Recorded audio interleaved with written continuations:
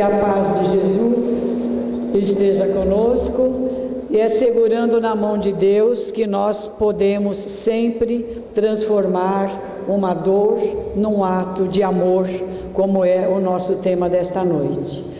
Existem centenas de criaturas que já nos deram mostra de que isso é possível.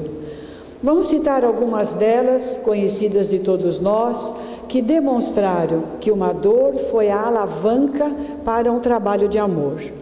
Temos Dona Carmen Prudente, pessoa fantástica, que com a morte do marido em 1965, assumiu a direção do Hospital do Câncer, transformando a dor da perda num trabalho de amor extraordinário, que hoje atende de maneira brilhante adultos e crianças, sem falar do trabalho voluntário que ali é desenvolvido. Temos um outro exemplo, Dona Nancy Pullman, que já atuava na área social, quando recebe como filha Florence, que era portadora da síndrome de Down. E depois de alguns anos, ela também passa por uma outra dor, quando seu filho Fabiano, num acidente de piscina, torna-se deficiente físico. Assume de maneira integral a instituição beneficente Nosso Lar, que tem também um trabalho louvável na área assistencial e na área pedagógica. Temos também Dorina Novil. Quem já não ouviu falar do Instituto Dorina Novil? Uma moça paulistana que aos 17 anos é acometida por um problema na sua vista e torna-se deficiente visual. Perdeu a sua visão com essa idade maravilhosa dos 17 anos, mas não esmoreceu. Foi para fora do país para estudar, porque naquela época não existia nenhum programa especial para o deficiente visual no nosso país. Aperfeiçoou, trouxe para cá todo o seu aprendizado, conseguiu em 1946 criar a Fundação do Livro para o Cego no Brasil. Intensificou a sua luta para que a imprensa Braille também fizesse um trabalho com o portador da deficiência visual. Conseguiu criar na Secretaria da Educação um departamento de educação especial para os cegos. Trabalho extraordinário que foi crescendo e que hoje está num patamar admirável, não só no Brasil como fora dele. Temos também a Lucinha Araújo e o João Araújo, que com a passagem de Cazuza, abriu a Sociedade Viva Cazuza, que no Rio de Janeiro abriga 22 crianças em regime de abrigamento. E temos um outro exemplo fantástico, o senhor José Castaldelli e a sua esposa, que ao ver desencarnar o seu filho João com 23 anos, vítima de acidente, lançou-se num trabalho assistencial. E em 1958 inaugura as Casas André Luiz, Casa André Luiz número 1, e hoje nós já sabemos o resultado desse trabalho. Tudo isso nós dissemos para trazer para todos nós uma certeza de que todos nós que chegamos à Terra não viemos aqui sem um motivo específico, sem um planejamento, que ficamos nessa preparação por décadas e às vezes até por séculos.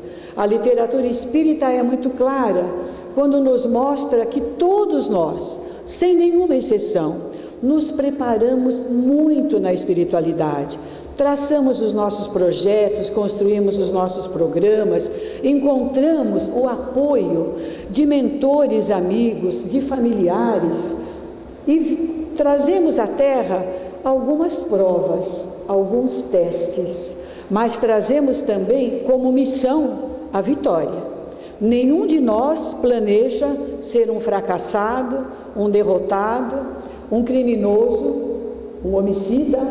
Nenhum de nós tem nos seus planos nenhuma atitude que viria a aumentar ainda mais a nossa dívida. Todos nós trazemos um projeto para a vitória, para o sucesso, para conseguirmos angariar mais conhecimentos e encontrarmos a evolução.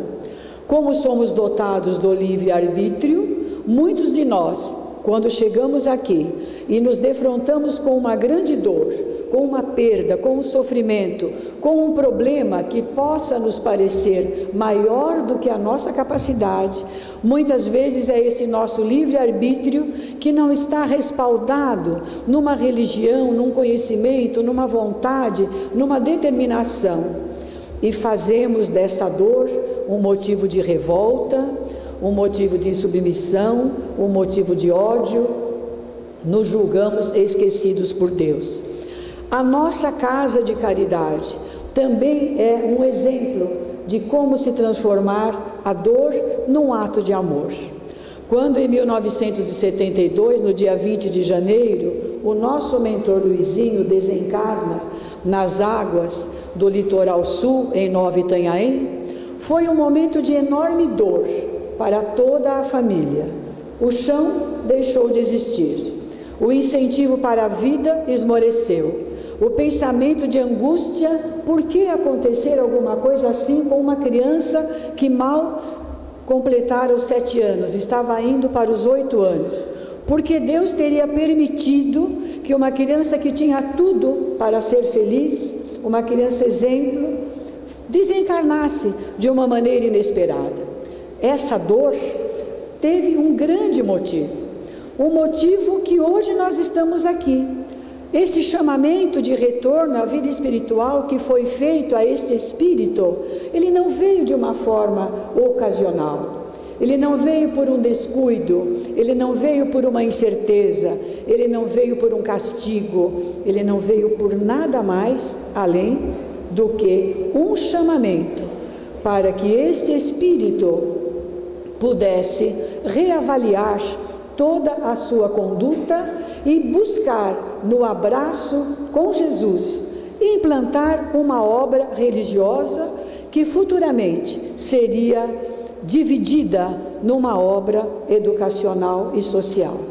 Como essas pessoas que nós acabamos de citar, a nossa casa, ou a Caminho da Luz, seguiu essa mesma trajetória. E outras questões mais que nós temos, e nós vamos pedir licença para citar aqui. A Escola Natasha de Guarulhos também é um testemunho de amor diante da dor. Eu estou pedindo licença até para a Vera, que está aqui, porque eu não poderia deixar de dizer que é uma escola extraordinária que existe em Guarulhos, profissionalizante, que também surgiu num momento de dor e hoje dá frutos e dá lições de amor. Porque todos nós, meus irmãos, fomos chamados à terra para um testemunho. Nós viemos à terra para semear. Nós não viemos para colher. A colheita é de Jesus, a colheita é de Deus. E quando o nosso Luizinho desencarna, após alguns meses, começa a trazer para todos nós a informação.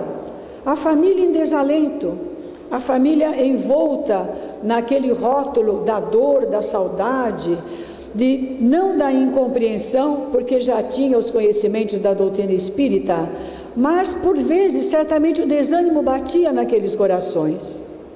E quando o nosso irmão disse: eu aqui estive simplesmente para agregar pessoas que se chegaram à família por laços de matrimônio, ou para agregar amigos que haveriam de todos estar no mesmo barco, no mesmo transatlântico que viria a receber outros corações para encaminhá-los a um porto seguro.